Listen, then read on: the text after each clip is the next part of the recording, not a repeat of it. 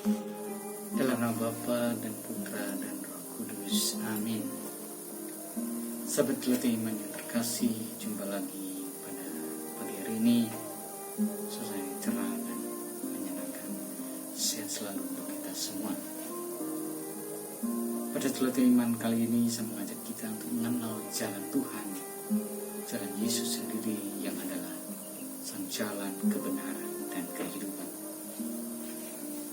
Pada langkah pertama kita akan melihat bagaimana hidup rohani kita. Surat Rasul Paulus kepada jemaat di Korintus yang pertama berbunyi demikian.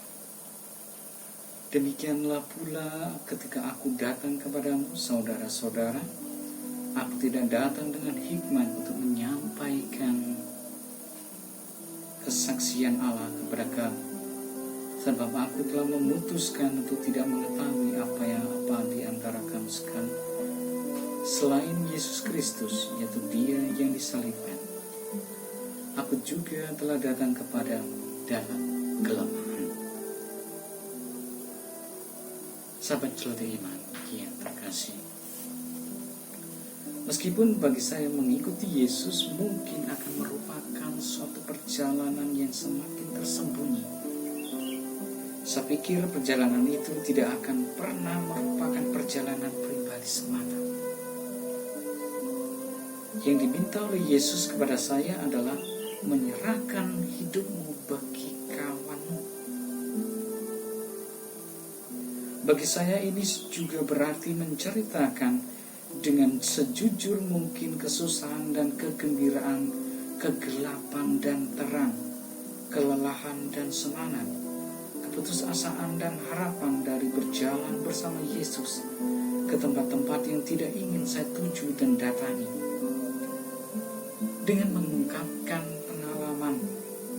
pengalaman yang amat pribadi ini dalam kata-kata, saya dapat menjadikan hidup saya tersedia bagi orang lain, dan dengan demikian dapat menjadi kesaksian bagi sabda kehidupan yang telah saya dengar, saya lihat dengan mata saya sendiri, yang telah saya saksikan dan raba dengan tangan saya sendiri.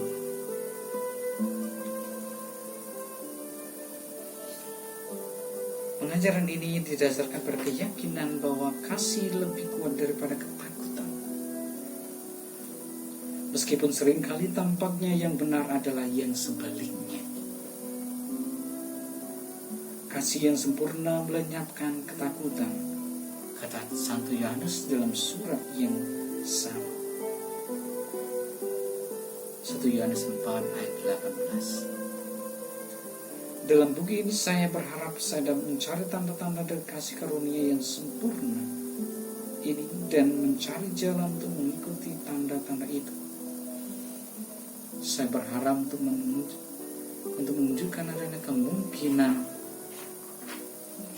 tumbuhnya suatu gerakan rohani, gerakan keluar dari rumah yang mendatangkan ketakutan ke dalam rumah yang diselimuti kasih.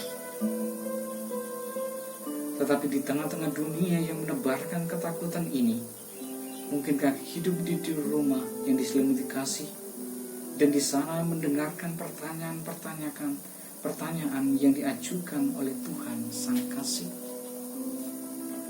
Ataukah kita sudah terbiasa hidup dalam ketakutan sehingga kita sudah tuli terhadap suara yang mengatakan jangan takut? Suara yang meneguhkan ini yang selalu diulang-ulang, jangan takut, janganlah takut, adalah suara yang paling penting untuk kita dengarkan.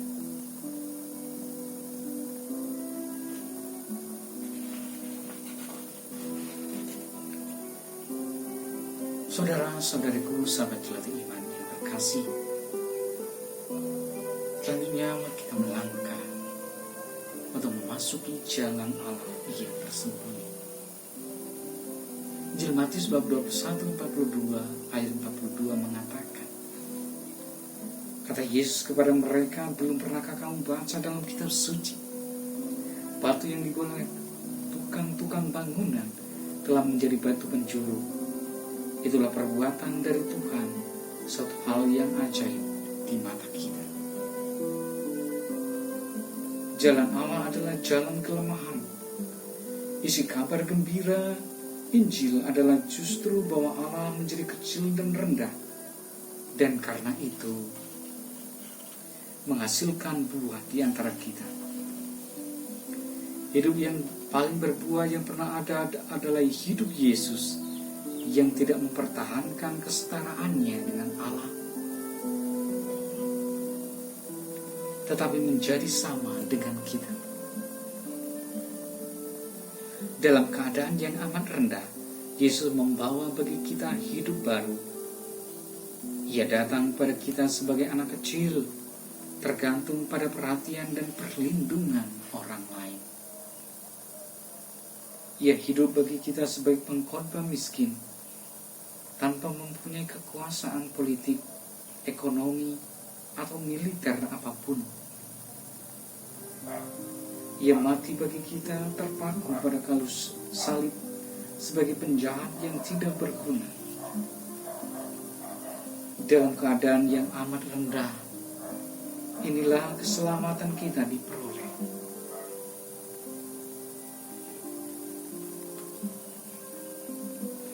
Buah dari hidup yang miskin dan lemah ini adalah hidup abadi bagi semua orang yang percaya kepadanya. Amatlah sulit bagi kita untuk barang sedikit memahami rahasia perendahan Allah.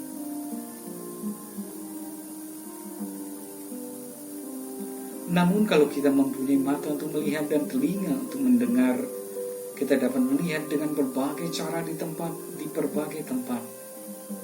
Kita dapat melihatnya kalau seorang bayi lahir.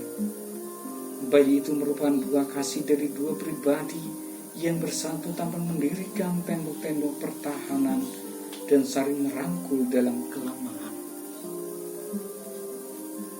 Kita dapat melihatnya dalam senyum tulus seorang miskin dan kehangatan hati orang-orang cacat. Kita dapat melihatnya setiap kali orang minta maaf dan diperdamaikan satu sama lain. Saudara-saudariku, sahabat Colete Iman yang terkasih, pada zaman kita yang begitu menekankan hal-hal yang dapat dilihat, hidup Yesus yang tersembunyi amatlah penting untuk dapat memahami secara lebih mendalam hidup kita dalam roh. Hidup Yesus yang tersembunyi menyatakan kehadiran Allah yang tersembunyi kepada kita.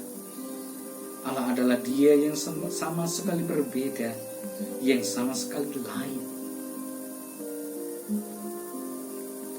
Dia telah menjadi yang paling tersembunyi, yang paling sama. Pengalaman yang sebagai yang sama, sebagai satu bersama dengan yang lain, sebagai bagian dari umat manusia, merupakan pengalaman yang memberikan kegembiraan yang mendalam dan yang membebaskan. Kita tersembunyi dalam ciptaan, tersembunyi di antara sesama manusia. Inilah landasan dari kerendahan hati yang sejati.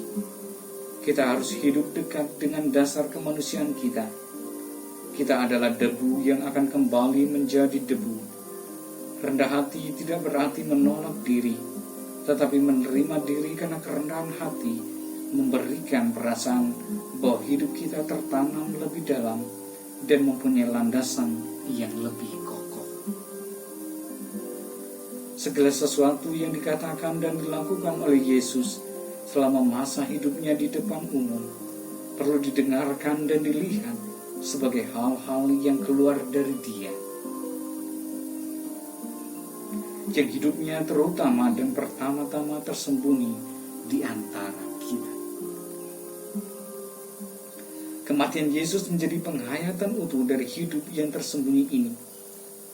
Ia menghayati hidupnya dalam solidaritas yang begitu dekat dengan kita, sehingga kita dapat mengatakan bahwa hidupnya lebih utuh daripada manusia manapun juga. Lewat kesamaan manusiawi inilah kita dapat mengambil bagian dalam hidup ilahinya. Kemuliaan kepada Bapa dan Putra dan Roh Kudus, seperti pada permulaan, sekarang, selalu, dan sepanjang segala abad. Amin. Dalam Bapa dan Putra dan Roh Kudus. Amin.